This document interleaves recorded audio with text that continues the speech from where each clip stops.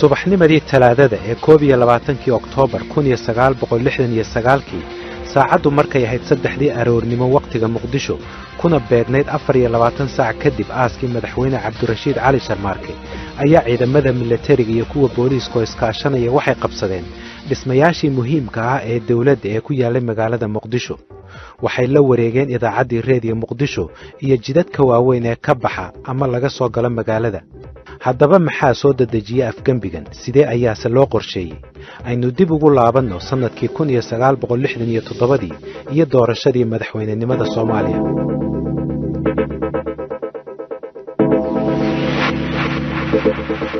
bishii Juulaay 1967 waxaa xilka wareejiyay madaxweynihii hore ee Soomaaliya Mudane Aadan Cabdulle Cismaan oo uu doorashada kaga adkaaday ra'iisul wasaarihiisii Cabdirashiid Cali Sharmaarke waxay ahayd taariikhda Afrika markii ugu horeysay ee madaxweyne uu si nabadgelyo leh u wareejiyo xukunka inta doorasho looga adkaaday sida ay qoreen taariikhyahanada Soomaalida waxaa farxadda xil wareejinta nabadgelyada ku dhacday garab socday aafooyin kale oo ay ka mid ahaayeen musuqmaasuq ku shubasho iyo qabyaalad binjaha goynaysay dimuqraadiyaddii curdinka ahayd tusaale ahaan waxaa la sheegay in doorashada ay isku soo taageen ilaa 86 xisbi oo badankooda la sameeyey intii ay doorashadu socotay dhammaantoodna ka soo farcamay saddexdii xisbi ee Somali Youth League, Somali National League iyo Somali National Union Cusmaan Maxamed Jelle waxa uu la shaqaynayay wasiirkii arrimaha gudaha Yaasiin Nuur Bidde oo qaabilsanaa doorashada waxaana uu ku sugnaa taliskii booliiska oo lagala socday doorashada waxa uu iga sheekeeyay musuqmaasuqa doorashada ee uu isagu indhihiisa ku arkay waxaan gobgowha waxyaabihii dhacayay oo abashuurina oo goobaha codbixinta ka imaanayay haddaan tusaalaga kuu soo aado Yaasiin Nuur xasan Allah u naxariistee degmada Jariima lagaa ayuu gaalkaayo ka gooyey si mataqaanaa kursi gooniya loo siiyo waxaa doonay inuu iska garab xisaxo nima alaaba ahaayeen aada xuseen gusaa la dhihi jiray ninkii iyo dadkii u batay intii anay magaalada gaarin ayaa amar lagu siiyey in anay magaalada soo geli karin si kastoo ninkii u dacwooday taad buu noo soo dayay waa noo yimid guddigii baa ka fadhiyey haddee wasiirka gudaha ayaa noo ah guddoomiye waana ninka meeshiinu kadib ka soo geli doonayo sababa baad la socotaa in loo digay baydhabo inuu xataa liiskii doorashada gudbiyo laba nimo odagaaloo ka horeeyey oo ahaayeen shuhada jimaal allahu naxariiste oo xisbiga SNC lagaa madaxu ahaa jiray iyo abdeeja xaaji xuseen iyagana waxa ay go'aansadeen inay soo gelin baarlamaanka taasoo kaliftay inay axzaabtooda laba meelood ka kalaxaan abdeeja xaaji xuseen waxaa laga rajaxay galoowe iyo galkaayo haddii meel looga adkaado sidaanu meesha kale u siigin shuhada jimaalada beledweyne iyo buulaburto qodobkan musuqmaasuqa waddanka ka jiray ayaa haddaba noqday kan ugu weyn ee gundhiga u noqday inay isku yimaadaan koox saraakiil militari iyo booliis ah oo ay damcaan inay talada waddanka la wareegaan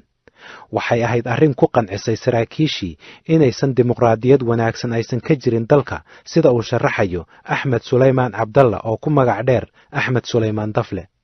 waxa weeyaan horta dimuqraadi kama jirin waxay ahayd fawda waxaanay ahayd qabiil waxa keenay 88 bay ahaayeen sidaan anagu tirada ku ognahay xisbi waxay ahayd 88 qabiil weeye bay ahaayeen nin walba intuu geesiisa isu taagay iyo qabiilkiisii la baxay oo uu doonay inay doortaan waxay noqotay inaynu dib isu eegno sidii aynu baadiyaha berigii hore aynu ku ahaan jiray oo inagii aynu iska horjeesano oo dagaalano waa gartay wax yar iga tilmaan marka dhibaatooyinkii jiray markaad hoos u sii gasho xilliga ka hor intaan militarigu talada la wareegin dhibaatooyinku waa badnaayeen waxa weeyaan horta budgetku wuxuu ahaa 290 milyan buu ahaa wuxuu fund u isticmaalay caynkaas ah oo wax la yiraahdo political fund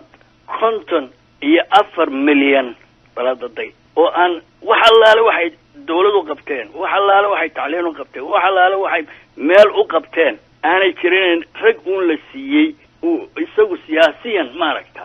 wax kaga doonayay waa ra'iisul wasaarahaasi waa kee waa ra'iisul wasaarihii markaa ugu dambeeyay suguramis gacan horti Maxamed Ibrahim Gaal ministerada qaar bacaankaas ahaa ministerka dakhilka ahaa oo isna fankiisa lahaa oo ama يعني سباس وحي استعمالي كري سو قرميسي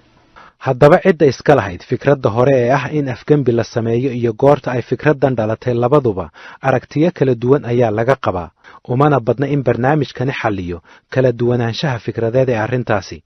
waxaase saraakiisha badankooda ay isku raacsan yihiin in fikradda in isbeddel awoodeed uu ka dhaca Soomaaliya ay bilaabantay wax yar uun kadib doorashadii 1967 cabdi warsame isaaq ayaa ii sheegay inuu ku jiray 7 sargaal ee ugu horeysay ay ku dhalato in inqilaab waddanka laga sameeyo saraakiishii uu magacyadooda ii tiriyeyna kuma jirin taliyihii ciidanka xoogga dalka sareeye gaas maxamed siyaad barre anuu sarkaal baan ahaa marka taliyihii waxaan ahaa gaarishonka oo Kismaayo ciidamada Kismaayo degan ayaan madax u ahaa sidee baad ku ogaatay in afgembi uu dhacayo ka hor intuusan afgembigu dhicin aniga naftirkayga ayaa abaabulka maartay ku jiray oo sameeyay dhalinyaro oo kooban oo saraakiil ah meelaha kala duwan maartay joogay ayaa maartay isxilqaamay marka waa abaabulnay anagoo dhowr aniga aan kamid ahay oo kula hadlay Ismaaciil Calawkar Ahmed Salmaan Abdallah Maxamed Ali Shire Maxamed Umar Jees Usmaan Jeelle aniga hadee waa ku jira cabdi warsame isaaq aniga bilowgii hore waxaan ilaa 7 maartay maxamed siyaad barre mayd ku jiray odiga xogo markii dambe oo howlaha maartay ay soo yara shacbaxayeen qasab bay ahayd maartay muxuu ahaa anagoo meelo badan fiirinay inaan maartay muxuu ahaa asaga maartay aan la kaashano sababtu waxa weysaad ogtahay inqilaab mar maartay wuxuu dhacay 1961kii xasan keyd uu hogaaminayay waqooyi ka dhacay marka inqilaabkaas waa fashalay sababihii uu ku fashalina marka waa tixgelinay sida daraadeen waxa laga maarmaan ahaa taliyaha xoogga dalka inuu howshaas ku jiro horjoogihii kooxdaasi ka koobnayd 7 sargaal Ismaaciil Cali Abakar oo haatan ku nool magaalada Hargeysa ayaan isku dayay inaan ka xaqiijiyo fikradda cabdi warsame isaaq hase yeeshee waxa uu diiday inuu barnaamijkani ka qayb qaato waxaase uu igu yidhi oon ka soo xiganaya dadku waxay u qaybsanaayeen kuwa fikradda iska lahaa kuwa abaabulka lahaa iyo kuwa kale oo lagala kaashaday fulinta inqilaabka Cusmaan Maxamed Jeelle oo ka mid ahaa raggaasi 7 ah ee uu xusay cabdi warsame isaaq waxa uu ii sheegay in inkastoo ay xusuusta cabdi warsame isaaq sax tahay haddana aan meesha laga saari karin inuu afgembiga fikirkiisa ku jiray sareeye gaas maxamed siyaad barre laftiisa Cusmaan Maxamed Siyaad anigu habeen baa marka gaarigiisa u waaday wuxuu doonayay habeenka badana heshiis gaarno meel ku ogaada mawqiga ah in dalka laga sameeyo fiican waxaan aadnay daafeed baan u tagnay waa ka nimid magaalada nimid waa gudubnay balcad baan tagnay waa soo laabanay isbitaalka laasirka markaan agmadayno oo intaan dhibaatada jirto oo dalka taagan iga sheekaynayo kuna dhici laayahay inuu wiilaano ilaab samayno ayaa waxaan furiday taliya aawna waxda lahayd dalka sida laguma eegi karo xalna iimaadan sheegin maxaad xal haysaa waxba kama abe wuu ka gaabsaday inuu afka ku dhufto aan afgembi samayno anigu ugu soo celiyey 2 jeer maxay kula tahay anaa marka ku inaan afgembi samayno ayaa 2 man aad buu intuu farxay xoogaana isyaagisiya ayuu yahay saraakiisha xagga laga keena waadog sababaan dibutaadka biyey dibutaadka ku xiran yahay inaga inuu daabaanay saraakiil la keenay fikradda adigu maxaad ka cabtaa haddii anigu kasoo weydiinayo isagoo ugu batay laakiin anigu wixii kasnaayo inuu toos ilaa dadweyne saraakiisha kale aan ku waraystay barnaamijyadan badankood wax caad ah kama saarna cidda iska lahayd fikradda ah in inqilaab laga sameeyo dalka waa kan Maxamed Cali Samatar oo ku nool gobolkan Virginia ee u dhow magaalada Washington waxa uu ahaa sargaal ka tirsan wasaaradda gaashaandhigga saraakiil kale oo la hadlay dad kale oo la hadlay waxay yiraahdaan Maxamed Siyaad Barre waxay ku daraan dadkii hawsha fuliyay abaabulka iyo curinta waxa iska lahaabay dhahaan saraakiil kale 7 sargaal oo ay ku jiraan Ismaaciil Cali Abakar iyo Maxamed Cali Shire iyo raggaas adi xataa kuma jirtay waa iska sheeko arrinta ninka odaga ahaa iska laha wixii kaloo dhan waa ku taageereen waxaa haddaba fikraddaasi si weyn ugu raacay Maxamed Cali Samatar Axmed Suleymaan Dafle oo isagu ku nool dalka Belgiumka fikradda horreysa waxa iska lahaa maxamed siyaad barre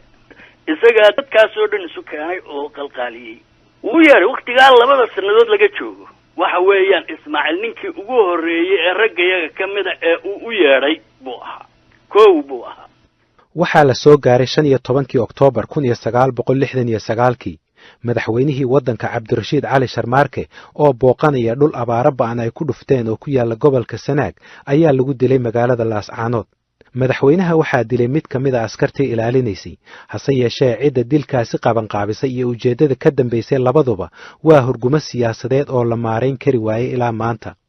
dilka madaxweyne Cabdirashiid Cali Sharmaarke waxa uu fursad weyn u noqday saraakiishii in muddo ahba ku soo taamaysa inay waddanka taladiisa la wareegaan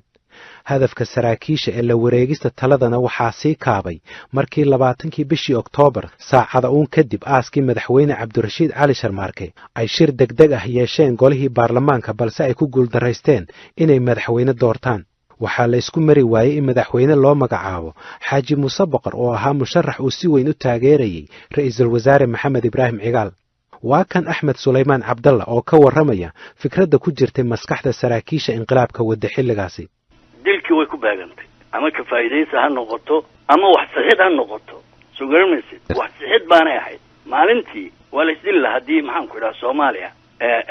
la yidhaahdo waxbaa la dooranayaa baarlamaanka gudihiisa la isku leen lahaa saraakiisha militariga iyo booliiska isugu jirtay waxay go'aansadeen in habeenkaasi ay fuliyaan qorshihii ay muddada sanooyinka ah soo maleegayeen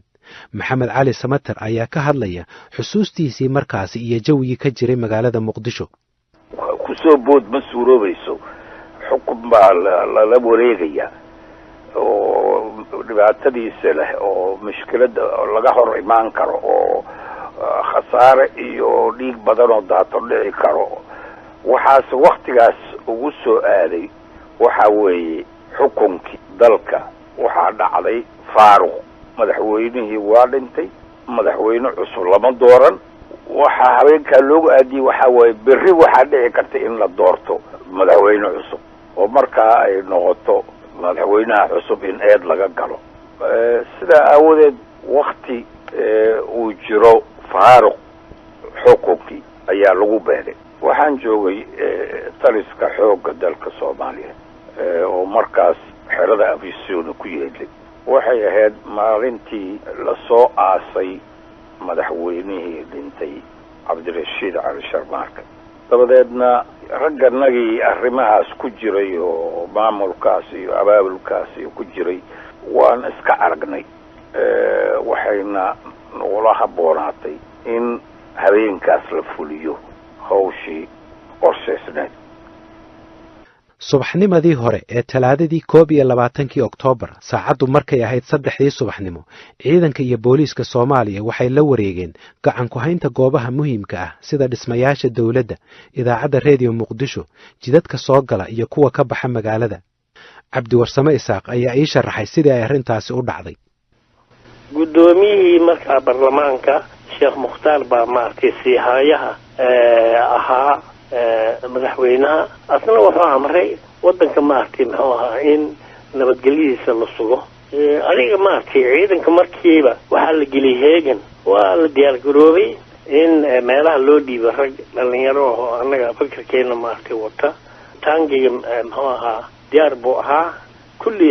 meel raag la yiraahdo dekada agteeda diyaar bay ahaayeen ciidamada waxa la maartay xalanahaas iyo meesha maxay ahayd hiil weyno ayayna commandersku deganaayo wixii oo dhan diyaar baa lahaa marka nin hadda taariikhdiisa weli ay wax ka dhameeyeen oo hasalaad gabayr la yiraahdo ayaa maartay ahaa abaabulka hogaanka abaabulka joogay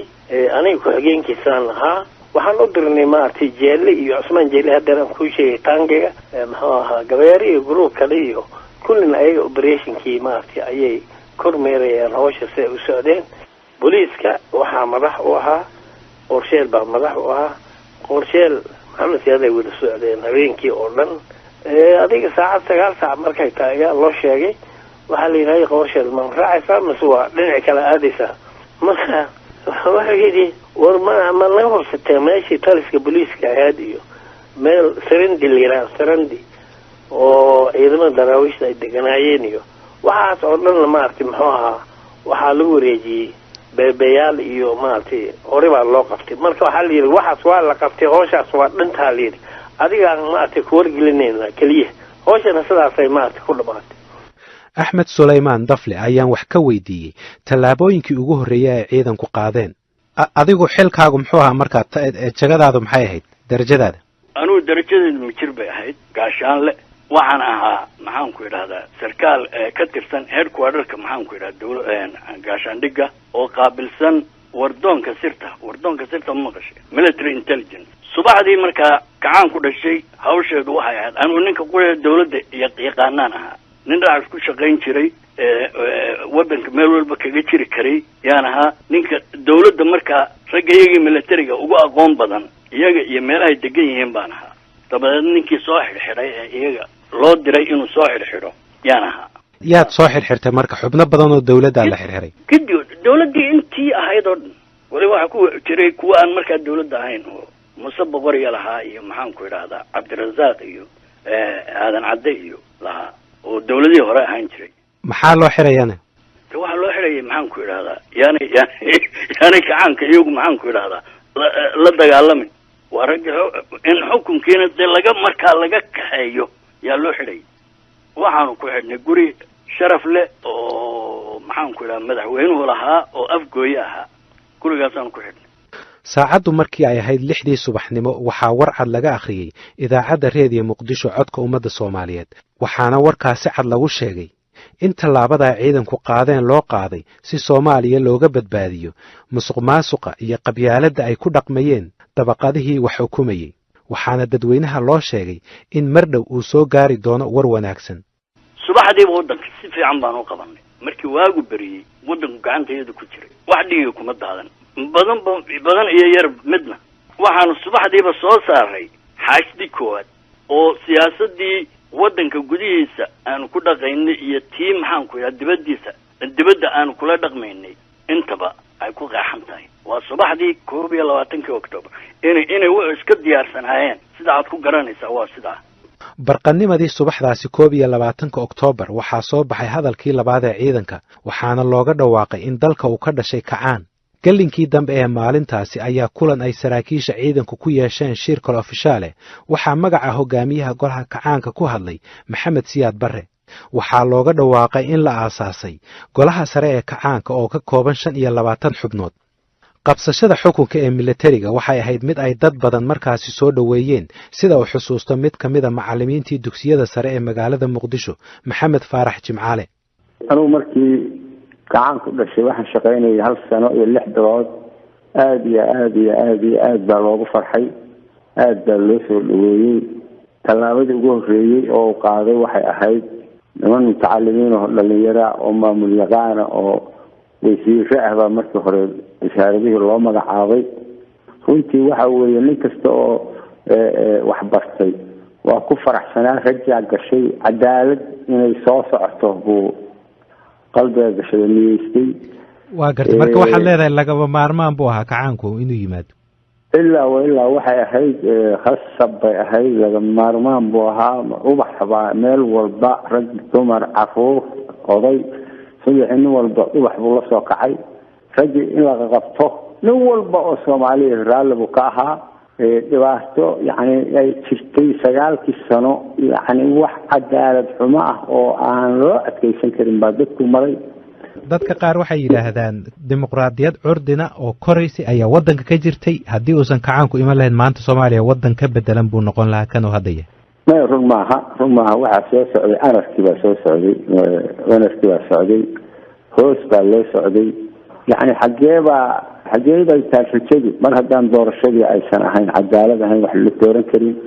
mar haddaan qofku inuu aqoontiisa ku talageli karin inuu shaqo raadsado wax rajaaho soo socda oo runtii maaragtay dhinaca dimuqraadiyadeed iyo dhinac maamul iyo dhinac cadaaladeed iyo meelna wax wanaagii kama soo socon runtii habeen maalin dahraad baa ku jiri jirtay dalalka dariska la ah Soomaaliya iyo beesha caalamka inteeda kaleba gaar ahaan labadii quwadood ee markaasi jiray waa Mareykanka iyo Midowga Sofiyeed si taxadar leh ayay u fiirinayeen isbeddelka dhinaca awoodda ee ka dhacay Soomaaliya dhinaca siyaasadda dibadda golaha sare ee kacaanku si dheer ayay amuurtaasi uga hadleen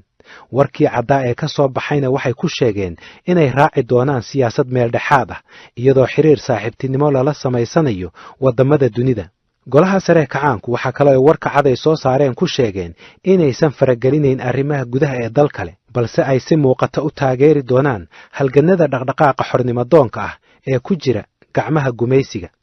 hadalkaasi dambe ee ay soo saareen golaha sare ee kacaanka waxaa nuxurkiisu ahaa in golaha sare ee kacaanku ay yabo toos ah u fidinayaan laba urur oo sheegay inay u dagaalamayeen dhaqdhaqaaqa xoreynta Soomaalida. labadaasi ururna waxay kala ahaayeen WSLF iyo ururkii la oran jiray ololaha xoreynta NFD.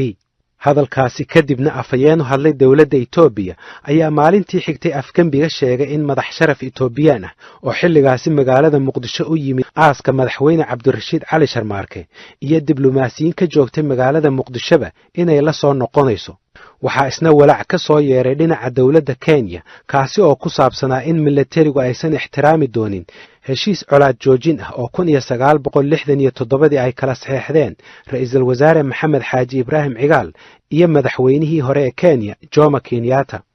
gudoomiyaha golaha sare ee kacaanka ahna madaxweynihii Soomaaliya waxa uu shukaantii siyaasadda Soomaaliya u leexiyay jiho ka duwan tii dawladdii isaga ka horreysay. waxa uu ku dhawaaqay siyaasaddii loogu magac daray hanti wadaagga cilmiga ku dhisan. Soomaaliyana waxa uu ugu yeeray waddan hanti wadaag ah. intaan la gaarin sanad guuradii koowaad ee kacaanka waxaa dalka la keenay boqolaal tababarayaal militari ah iyo xeeldheerayaal Sofiyeed ah.